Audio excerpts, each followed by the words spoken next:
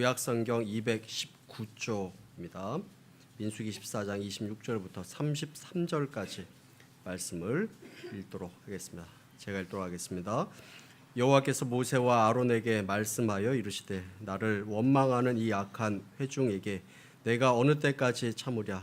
이스라엘 자손이 나를 향하여 원망하는 바 그 원망하는 말을 내가 들었노라. 그들에게 이르기를 여호와의 말씀에 내 삶을 두고 맹세하노라. 너희 말이 내 귀에 들린 대로 내가 너희에게 행하리니 너희 시체가 이 광야에 엎드려질 것이라. 너희 중에 20세 이상으로서 계수된 자 곧 나를 원망한 자 전부가 여분네 아들 갈렙과 눈의 아들 여호수아 외에는 내가 맹세하여 너희에게 살게 하리라 한 땅에 결단코 들어가지 못하리라.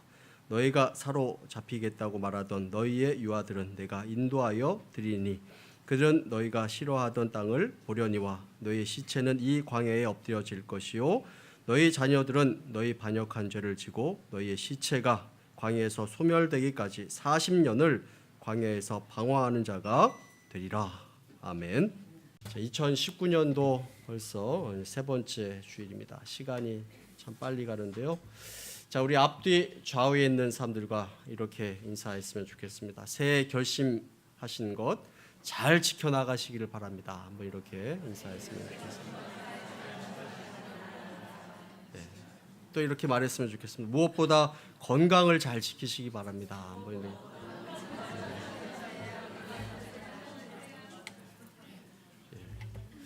우리는 새해 첫 주부터 해서 사단이 우리 성도와 우리 교회를 무너뜨릴 때 사용하는 그 무기가 무엇인가 하는 것에 대해서 함께 나누어 보고 있습니다. 우리 첫째 주에 세 가지를 나눴습니다. 우리 주보 안쪽에 보면 이렇게 적는 난이 있는데 적으면서 함께 이렇게 쫓아오셔도 좋을 것 같습니다. 사단이 우리를 무너뜨리고 또 우리를 유혹하는 무기들. 첫 번째 무기, 첫 주에 나눴던 첫 번째 무기는 교만이었습니다. 우리를 교만하게 만들었습니다. 두 번째 무기는 절망이었습니다. 우리를 절망하게끔 만듭니다. 세 번째 무기는 비교였습니다. 우리를 비교하게 만듭니다. 그리고 지난주 살펴본 세 가지 기억하시는지 모르겠습니다. 세 번째는 의심하도록 만듭니다. 하나님에 대해서, 사람에 대해서 의심하도록 만듭니다. 다섯 번째는 거짓말을 하도록 만듭니다. 거짓된 마음 우리에게 생기게 합니다.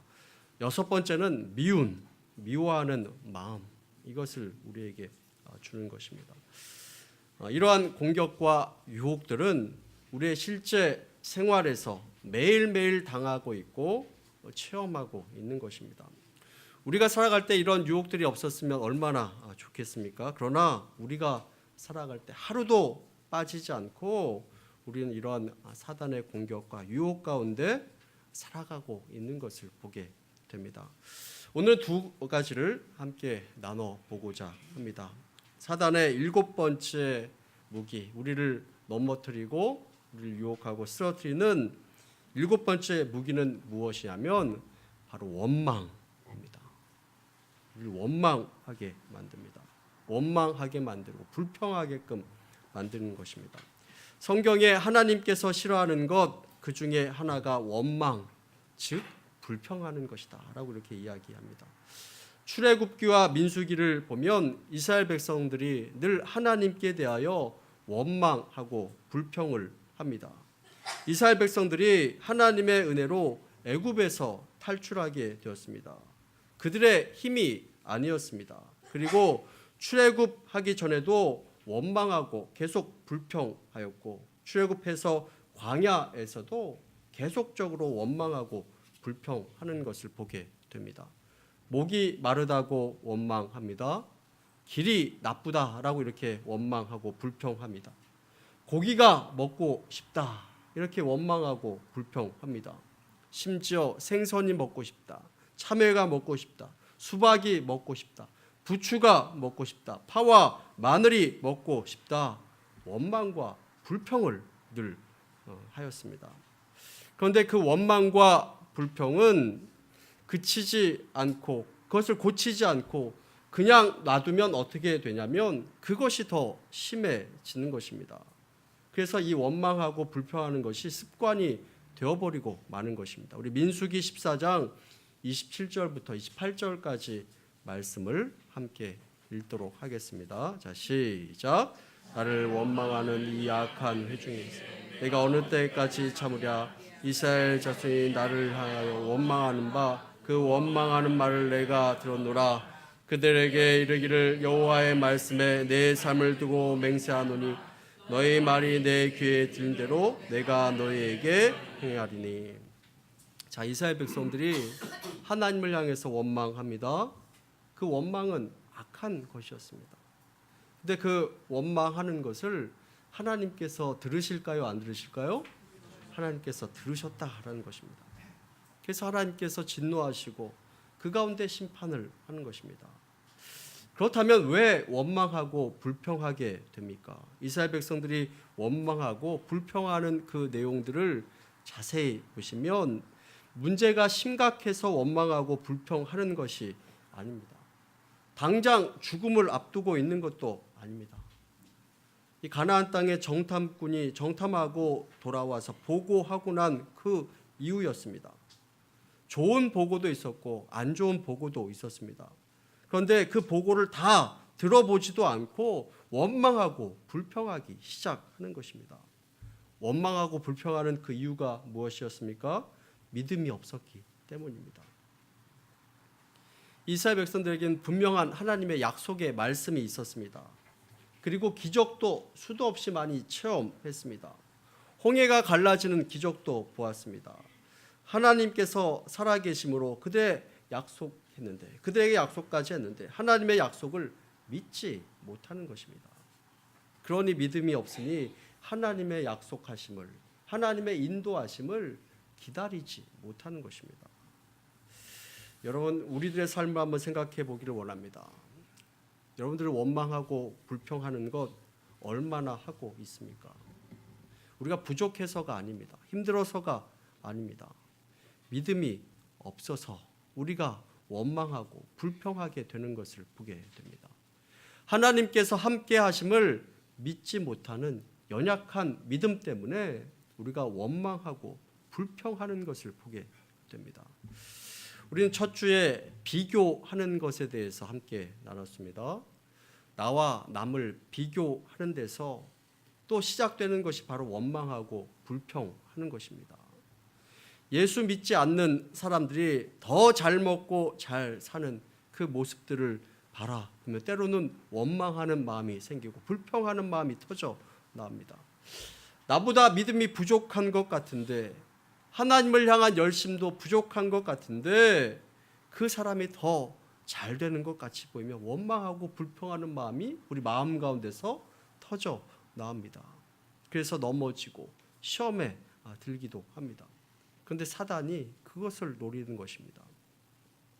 우리가 넘어지는데 결정적으로 쓰는 무기가 무엇이냐? 바로 원망하고 불평하는 것이라는 것입니다. 그런데 사실 이 원망과 불평의 문제는 믿음의 문제입니다. 약속에 대한 믿음이 없으니 인내할 수 없고 기다려야 하는데 인내할 수 없으니 그 마음을 가지고 사단이 계속 공격하는 것입니다. 왜 우리가 비교를 하게 됩니까? 하나님께서 나를 창조하신 그 목적을 모르기 때문에 비교하는 것입니다. 하나님께서 우리들을 작품으로, 아니 걸작품으로 우리 한 사람 한 사람을 만드셨는데 우리는 이 작품을 서로 비교합니다. 그런데 여러분, 이 작품은 서로 비교하는 것이 아닙니다. 자, 지난주에 우리 중고등부 학생들이 활동하는 그 내용을 보니까 말씀을 나누고 활동하는 내용을 보니까 어떤 물건에 대한 이름을 이렇게 보여주면 그 존재 목적에 대해서 이렇게 이야기하는 그런 것들을 이렇게 봤습니다. 예를 들어 신발장 하면 그 목적, 허리띠 이렇게 하면 그 목적에 대해서 이야기합니다. 이렇게 하다가 아이들의 이름도 이야기합니다. 예를 들어 김노아 아니면 김신비 이렇게 이야기하면 그 존재 목적에 대해서 이야기하는데 그 존재의 목적이 하나님의 영광을 돌리기 위해 이렇게 이야기를 하는 것입니다. 이렇게 대답을 하는 것입니다. 저희 집에서도 우리 아이들과 함께 지난주 그 중고등부 활동에 대해서 이렇게 나누었는데, 아이들의 존재의 목적, 설교 제목을 보니까 외산이었습니다. 외산이, 하나님께 영광을 돌리기 위해. 아이들이 이렇게 대답을 하는 것입니다. 여러분, 서로 우리가 비교하고 원망하고 불평하는 것이 아닌 것입니다.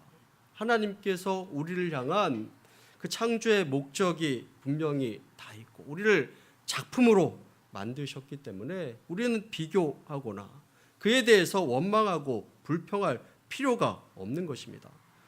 우리가 오늘 읽었던 그 말씀을 보더라도 이 12명의 정탐꾼이 가나안 땅을 40일 동안 정탐하고 돌아와서 보고를 합니다. 이 여호수아와 갈렙은 그들은 우리의 밥이다, 우리가 이길 수 있다, 이렇게 이야기를 합니다. 하나님께서 그들을 우리의 손에 붙여주시고 우리가 그들을 분명하게 이길 것이다. 근데 나머지 10명의 정탐꾼은 어떻게 이야기합니까? 우리는 그들의 밥이다, 우리는 그들이 절대 이길 수 없다, 그들이 보기에 우리는 메뚜기와 같은 존재다, 이렇게 이야기를 합니다. 비교합니다. 원망합니다. 그러자 온 백성들이 밤새도록 울면서 모세와 하나님을 원망하기 시작합니다. 심지어 지도자를 따로 세워서 애굽으로 다시 돌아가자라고 이렇게 이야기합니다. 그때 하나님께서 이 백성들을 다 진멸하려고 하실 때 모세가 간절히 기도해서 그것을 막았습니다. 결국 하나님께서 그들을 심판하시는데 그들이 원망한 그대로, 그들이 불평한 그대로, 하나님의 귀에 들린 그대로 해주시는 것을 보게 됩니다. 그들이 뭐라고 했습니까? 차라리 이 광야에서 우리가 죽는 게 낫겠습니다, 이렇게 원망하고 불평했습니다. 결국 그 원망과 불평한 대로 애굽에서 나온 세대 가운데 20세 이상은 광야에서 나중에 다 죽게 됩니다. 그리고 20세 이하 광야에서 태어난 사람 여호수아와 갈렙만이 이 가나안 땅에 들어가게 되는 것을 보게 됩니다. 그리고 그 땅을 정탐했던 이 40일을 1년으로 계산하여서 40년 동안 그 광야에서 이스라엘 백성들이 방황을 하다가 그들이 그 이후에야 가나안 땅에 들어가게 되는 것을 보게 됩니다. 하나님께서 원망하고 불평하는 그 내용을 들은 그대로 행하시는 것을 보게 됩니다. 사단은 지금도 우리가 원망하게끔 만듭니다. 불평하게끔 만듭니다. 그 전략을 지금도 효과적으로 쓰고 있습니다. 제가 원망하고 불평하는 것, 예전에 제가 설교 때 이것이 불치병이다, 꼭 고쳐야 된다, 이렇게 이야기를 했습니다. 사단은 지금도 이 무기를 가지고 사람들을 흔들고, 때로는 교회를 흔들고, 때로는 나라를 흔들기도 합니다. 뭔가 사건이 터지면 그 문제에 대한 해결을 찾으려고 하지 않고 원망의 대상부터 찾습니다. 불평의 대상부터 찾습니다.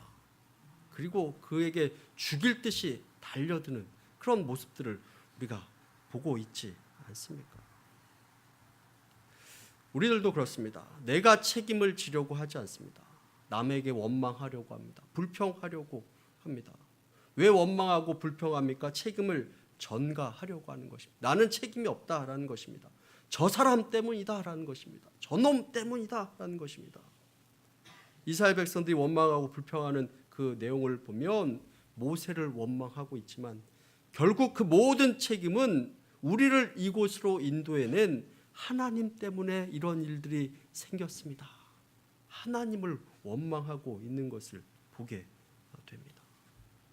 사단이 그것을 그냥 놓치지 않고 그냥 넘어가지 않습니다. 여러분, 에덴 동산에 있었던 아담과 하와를 한번 생각해 보시기를 바랍니다. 선악과를 왜 먹었니? 아담이 대답합니다. 하나님이 주셔서 나와 함께한 저 여자, 저 여인이 나에게 그 나무 열매를 주어서 내가 먹었습니다. 저 여인 탓이라고 이야기를 하고 원망하는 것입니다. 하와도 이야기합니다. 하나님, 저 뱀이 나를 꿰어서 내가 넘어갔습니다. 이 뱀에게 책임을 전가합니다. 원망하고 불평합니다. 결국 그들이 하나님의 심판을 받게 되는 것을 보게 됩니다. 여러분들의 가정의 모습은 어떻습니까? 평안하고 행복하십니까? 아니면 원망과 불평이 많은 그런 가정의 모습입니까? 남편 때문이라고 원망합니다. 아내 때문이라고 원망합니다. 자녀 때문이라고 이렇게 원망합니다. 여러분, 원망하고 불평하고 책임을 넘기는 것이 아니라 먼저 내 자신을 돌아봐야 되는 것입니다. 책임을 넘기려고 하고 원망하고 불평해서는 안 되는 것입니다. 그렇다면 어떻게 해야 되겠습니까? 모든 것을 내 입장에서 보는 것이 아니라 하나님의 입장에서 보는 것입니다. 내 입장에서 보면 원망하는 마음, 불평하는 마음이 생깁니다. 그러나 하나님의 입장에서 보면 그 모든 원망과 불평은 감사로 변할 수 있습니다. 왜 하나님께서 이스라엘 백성들을 그 광야 가운데 데리고 나오셨습니까? 가나안 땅으로 인도하기 위해서 데리고 나온 것입니다. 죽이려고 데리고 나온 것이 아닙니다. 약속의 땅을 주시겠다 이렇게 말씀하셨습니다. 애굽에서 나오게 하시고 홍해도 건너게 하셨습니다. 그렇다면 하나님의 뜻을 기다려야 하는데 눈에 닥친 것만 보고 하나님을 향해서 원망하고 불평하고 있는 것을 보게 됩니다. 내가 원하는 것, 그것을 감사의 조건으로 삼는 것이 아니라 하나님의 손길을 믿고 신뢰하시기를 바랍니다. 자, 우리 모두는 다 복을 받기를 원하는데 하나님께서 베푸시는 그 복의 기준은 우리가 원하는 것과는 다릅니다.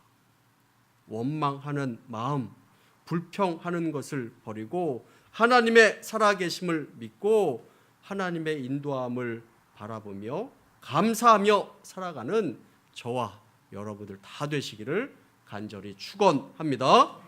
두 번째, 사단의 8번째 무기는 무엇이냐면 바로 미루기입니다.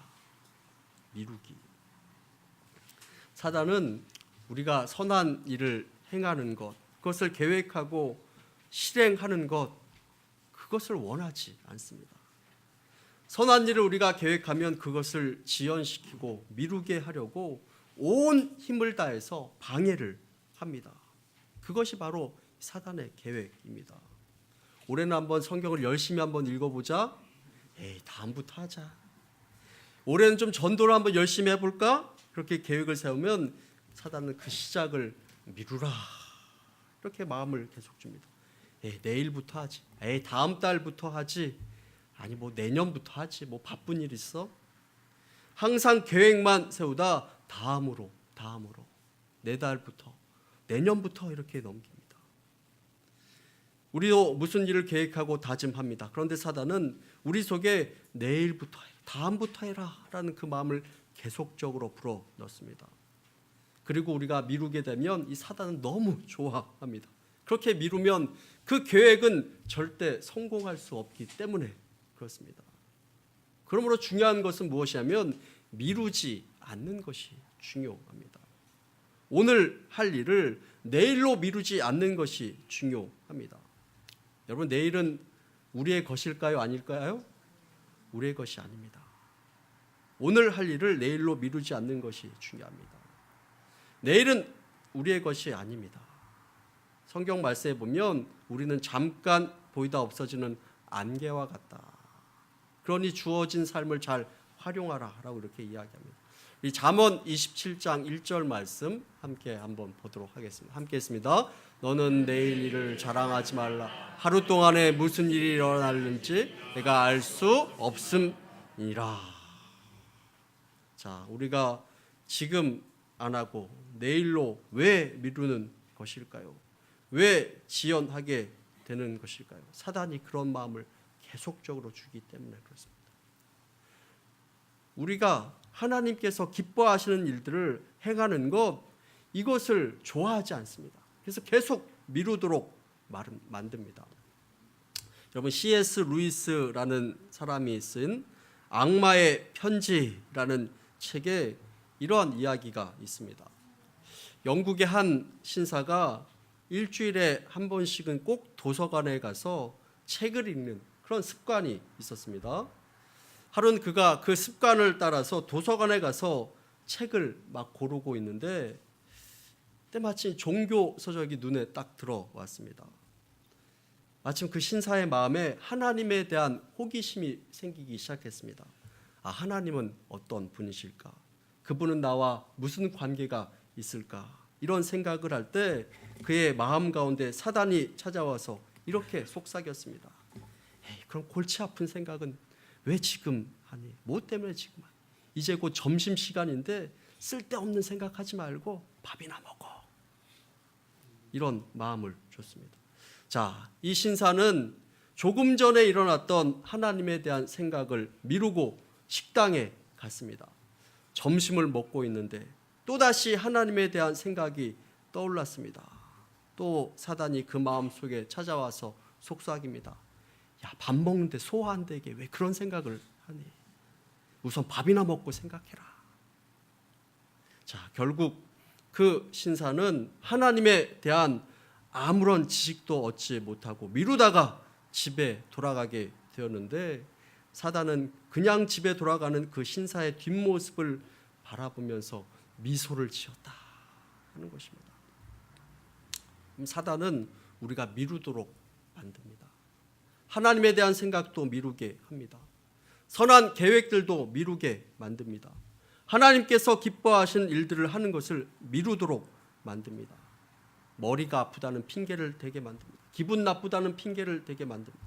바쁘다는 핑계를 대게 만듭니다. 일단 뒤로 미루도록 만드는 것을 보게 됩니다.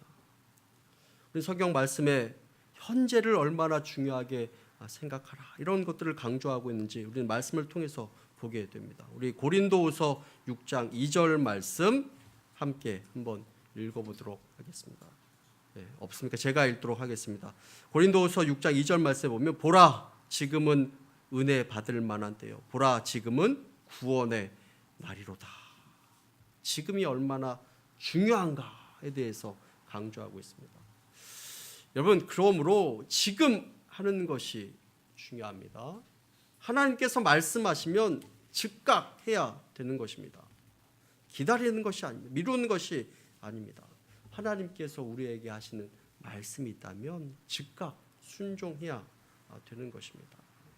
그렇다면 하나님께서는 나에게 어떻게 말씀하실까요? 성경 말씀을 통해서 말씀하십니다. 또 설교를 통해서 말씀하십니다. 때로는 주변 사람들이나 환경을 통해서 말씀하실 때도 있습니다. 그때 미루지 말고 결단하고 순종하고 실천으로 옮기는 것이 중요한 것입니다. 자, 우리가 이렇게 무엇을 하는데 방해하는 결정적인 장애물이 있다면 일단 미루는 것입니다. 그리고 형편을 봅니다. 환경을 봅니다. 그리고 사단이 이것을 이용합니다. 나중에 하라, 다음에 하라, 미루도록 합니다. 그러다 보면 우리는 아무것도 못하게 되는 것을 보게 됩니다. 여러분, 이 세상에는 무엇을 이루려고 노력하는 사람보다 시도도 해보지 못하고 그만두는 사람이 훨씬 더 많은 것을 보게 됩니다. 시작도 하지 않고 형편 때문에, 환경 때문에 미루다가 놓치고 마는 것. 그러고는 나중에 핑계를 대는 것을 보게 됩니다. 사단의 미루기 작전에 넘어지게 된 것입니다. 여러분, 이런 일본의 격언이 있다고 합니다. 여러분 잘 한번 대답해 보시기 바랍니다. 갈까 말까 할 때는 가라. 살까 말까 할 때는 사지 마라. 사라가 아니라 살까 말까 할 때는 사지 마라. 말할까 말까 할 때는 말할까 말까 할 때는 말하지 말라.